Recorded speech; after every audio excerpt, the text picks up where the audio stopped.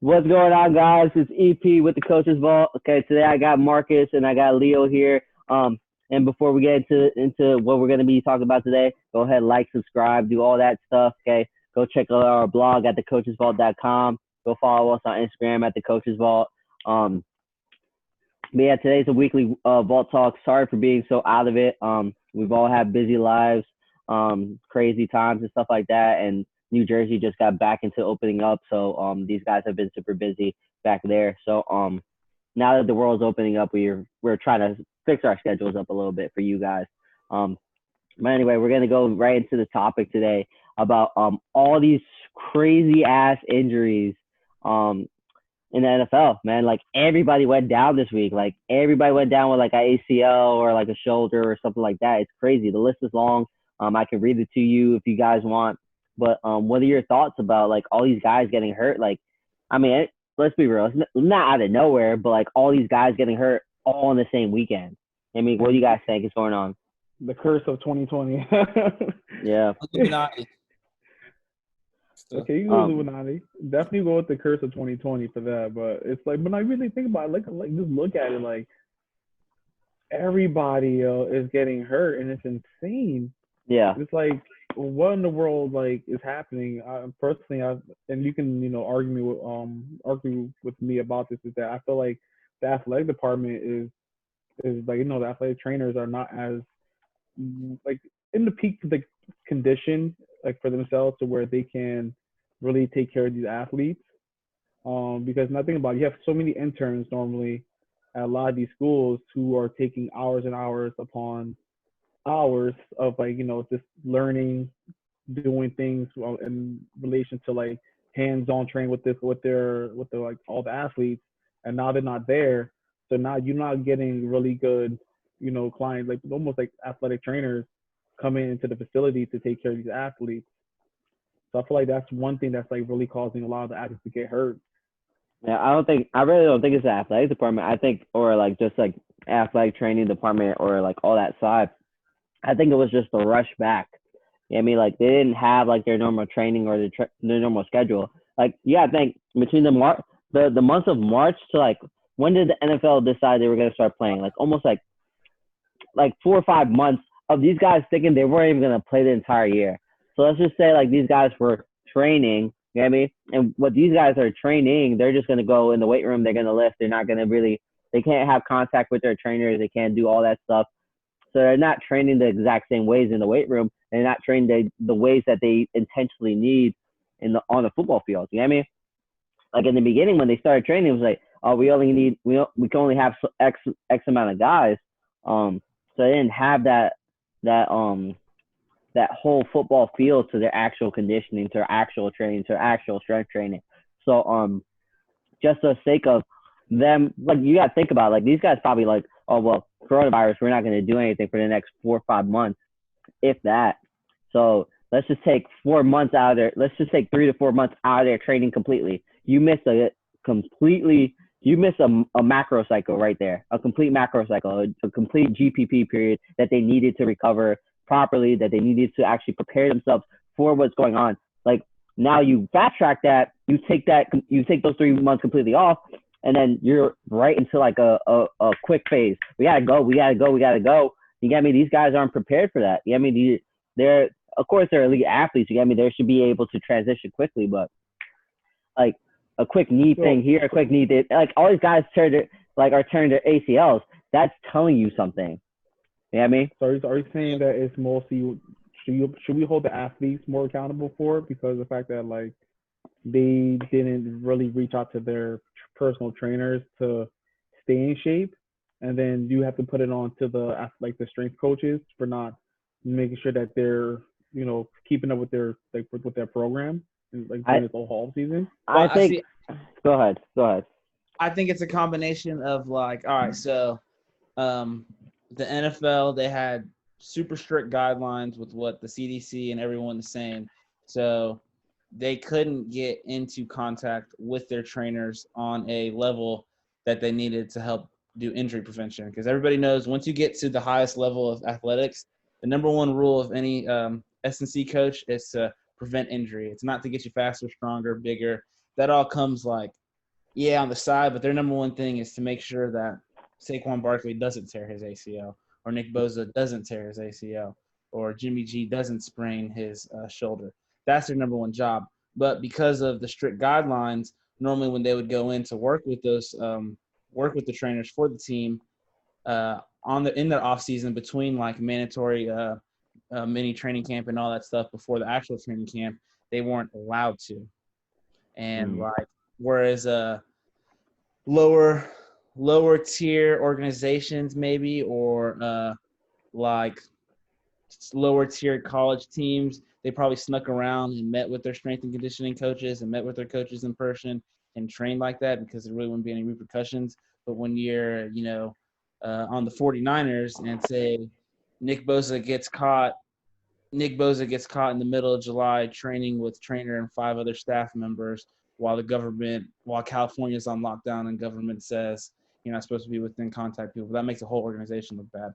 So they missed that on top of what Evan's saying as they rushed through everything. They didn't have, like, if you watch the Hard Knocks, they had 2 live scrimmages in 4 weeks, and they didn't put pads on until the last 2 weeks of training camp. Exactly. And then they go 150,000 miles an hour come week 1 and week 2, and it's just, I mean, you built a house on cards right there. Exactly. You know people love their sports. They couldn't resist. No matter what, they can't resist. I mean, it's the same, like what Leo says, like, they always have an eye on them. Yeah, I mean, it's the same thing. Like, Dak Prescott, Ezekiel Elliott over here got caught in their stadium playing and, like, somebody said something. Yeah, exactly. Yeah, I mean, so, like, they couldn't even do the same things they were doing. So that's the whole grand scheme of thing. Like, exactly what Leo's saying. Like, they missed that whole injury prevention training and that whole, like, getting back into the flow of actually going into minicamp scrimmages and stuff like that. So these guys aren't, like, physically prepared for it, and they're rushing through it. It's like they're running before they can crawl right now. And again, like, they're professional athletes. They should be ready for anything, but you can't, to your question before, you can't really fault anybody because, like, all this stuff is fucking new.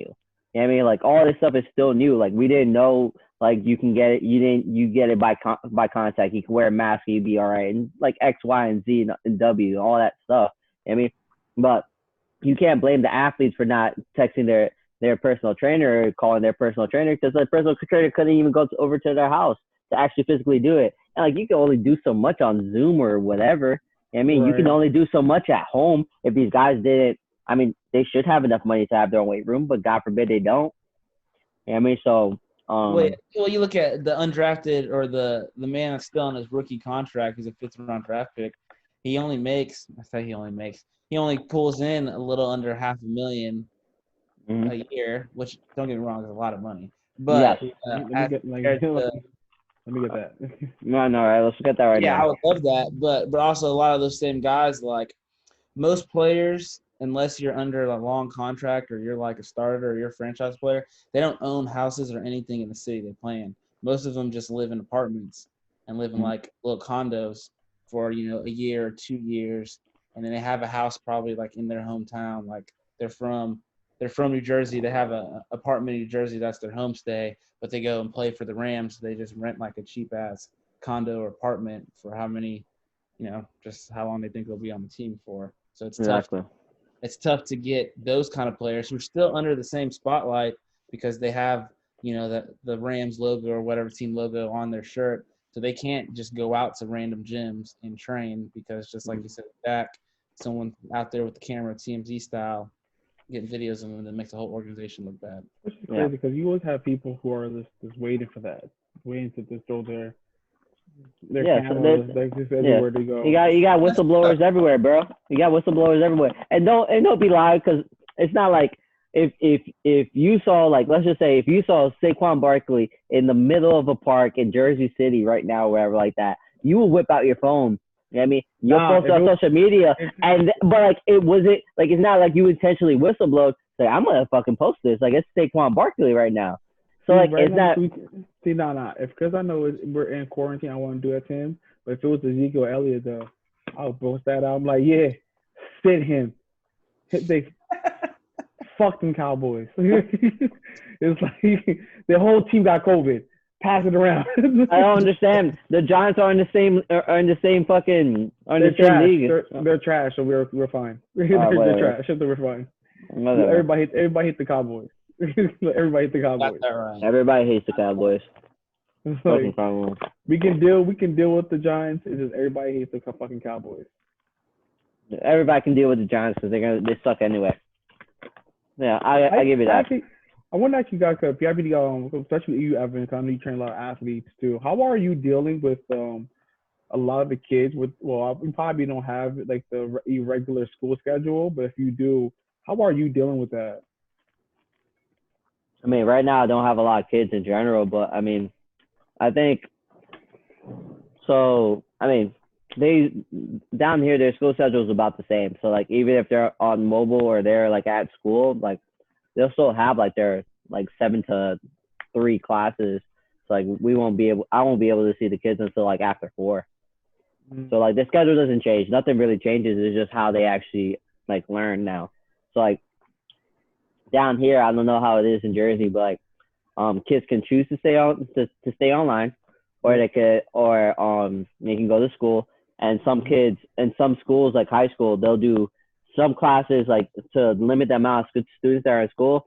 Like some kids will go to classes on Monday, Wednesday, Friday, and some kids will go to classes like Monday, Tuesday, Thursday, something like that.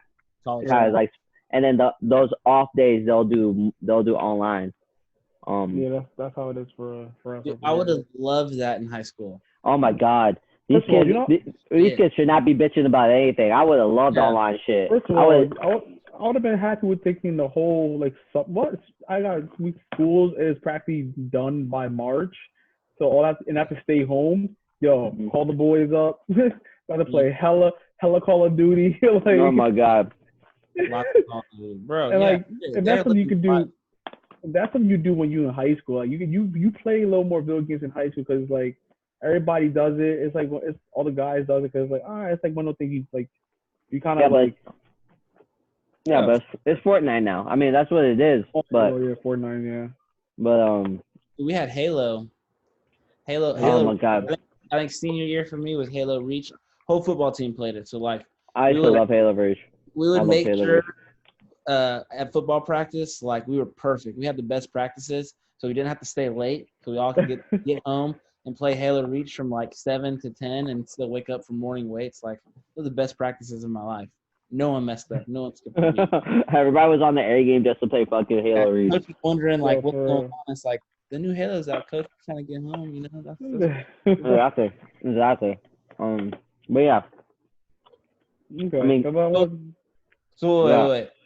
Let's. I want to circle back. You think there's anything different that like these professional athletes could have done, you know, in hindsight, like with all these injuries? Like I know we talked about all the restrictions, but y'all think there's anything different? Personally, if you want to go over the fact that like you know they couldn't get their own trainers or athletic staff to come and help out, then you gotta say it takes more fault on like the CDC or like the athletic department of the or whoever runs like the show for the NFL and even the college. Because like if you don't allow these people to get certain treatment on a weekly basis, you're literally just setting them up for failure. And that's what it really is like if you tell them that they can't go to the gym, okay, fine. You tell them that they can't see their personal trainer to work, even one-on-one when, you know, the season's just around right around the corner, so they make sure that they're still mobile, still are, you know, flexible and strong enough to handle a 17-game season now. Mm-hmm. Like you got to be strong for that. Your body needs to be good to handle all that. If you take that away from them, then yeah, you might as well just blame the NFL for allowing this to happen. Yeah, I think the only thing they could have done different is probably like made it a little bit more accessible for like the play, like Marcus said, a little bit more accessible for like player strength coach relationship. Give them a program, give them something to do at home. But I mean, again, CDC is CDC. And the NFL should do what they want to do. Again, nobody knew. Like they just thought the whole world was ending. So you can't really blame anybody. So I don't think they could have done anything different. That's in my head. In hindsight, maybe like maybe like allow them to see their personal trainer like once or twice a week, or their coach once or twice a week. But again, like with everything, the whole world was crashing down, bro. So I don't think they could have done anything. But I think I think they should have waited longer to play the season. No. No. If we're gonna talk injury prevention, like look, like I love football and I'm gonna watch football. You know what I mean? I'm not saying like I would like to miss the season right now. But what I'm saying is that if we're talking about these guys getting injured, you know what I mean? The reason is because we rushed. We should have just fucking waited. Like I feel That's like what I'm saying. the SEC, because the SEC starts playing back this week, I feel like they're going to be so much smoother and crisper than all these other conferences that have been playing the last 2 weeks. Of course. But I think in hindsight, and like y'all just said, you can't really blame any of them. I mean, no one knew what the hell was going on. But in hindsight, I think each team should have been allowed to set up like in their city, in their training facility, throughout the whole from April through before training camp. Like set it up where Monday, Wednesday, Friday, you can have skilled players are able to come in and see the trainer at like 7 a.m., 10 a.m., 1 p.m. There's only allowed 3 people. You still have to do the test. Like if y'all saw how the NFL, they literally had that giant scanner that would just scan your forehead. They have those. They have like the watches. I think, yeah, and I think they should have, as soon as they got like kind of a green light of when to do stuff, I think they should have set that up and just had the players come through there. And it could be optional, but and most of the best players are going to find a way to like get back to the city that they play in and go through something like that. So that's really the only thing I could see that they could have done is just kind of set up like a bubble of training for certain position groups or certain players' names and all that stuff. I have a quick question. Does anybody play fantasy here? Not this year. I hope you have nobody that was injured on your team, bro.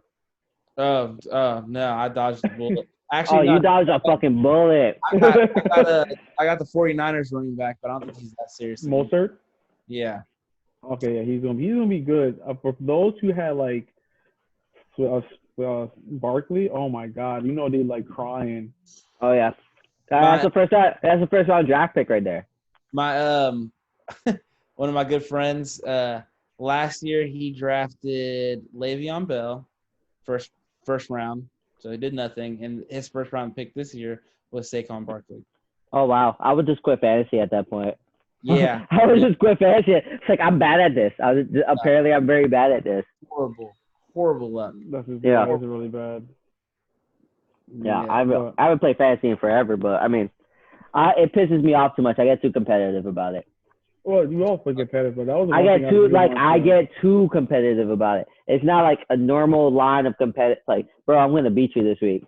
No, like I'm gonna beat you, and if I don't, I throw my phone against the wall. Like I'm that. like that. Like I had to stop.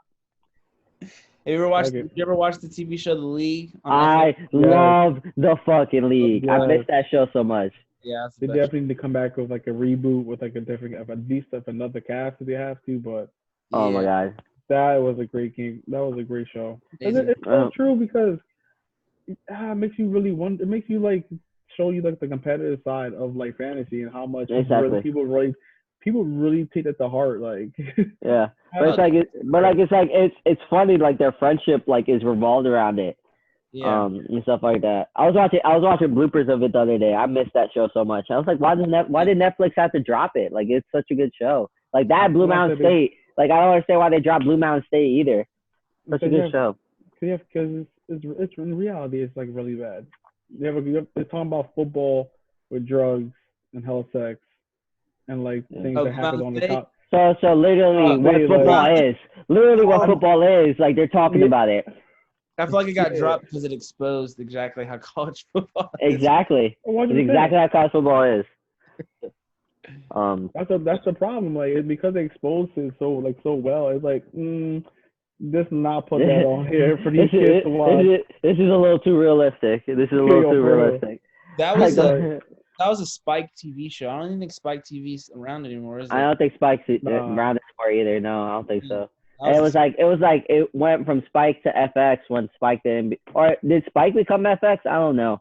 Like I don't No, remember. Like there's a FX and then an An FXX, FXX. Yeah. like a FXXX Yeah. or something. Yeah, I don't know. If they add another X, then it's a porn site. So I don't know. That's But it's you will true. know. You will I know. would know. I would know. No, I'm playing. But yeah, no. Like wrapping this up and stuff like that. I mean, it's unfortunate that all these players are going down, but I mean, to be 100% honest, I just think we rushed it, and it shows. I mean, I think the only like real sport that took like both Corona serious and like their players very serious is basketball.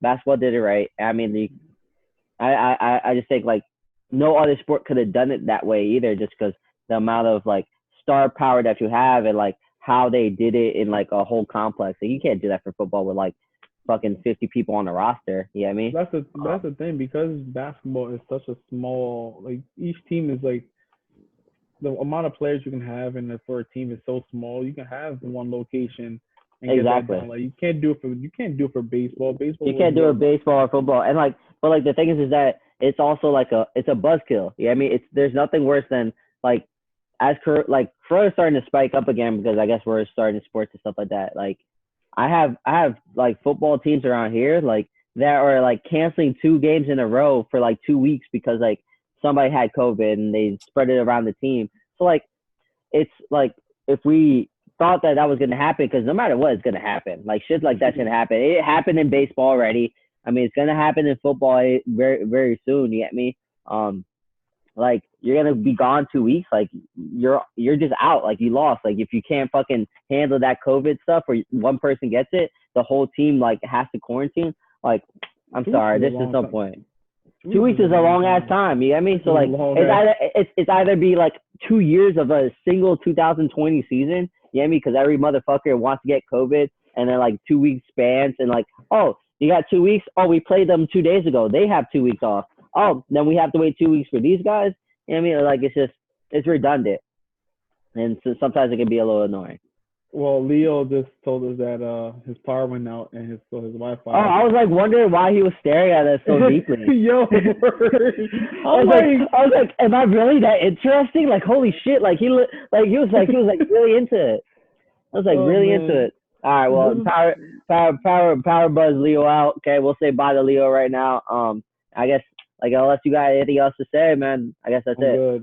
I'm good. All right, guys. This is for the viewers, just like before. Okay, please like and subscribe. Go ahead, hit that like button. Go ahead, hit that subscribe button. Go ahead, follow us on Instagram at the Coaches Vault. Follow us on our blog at thecoachesvault.com. Do all that jazz. Help us out. We're here to spread knowledge. We're here to talk shop. We're here to bullshit. We're here to help each other. We're here to help you. Okay. All right. So have a good one. All right, man. You have a good one. All right. I'll see you guys later. Do all that jazz. Do all that shit. Go ahead. All right. Bye.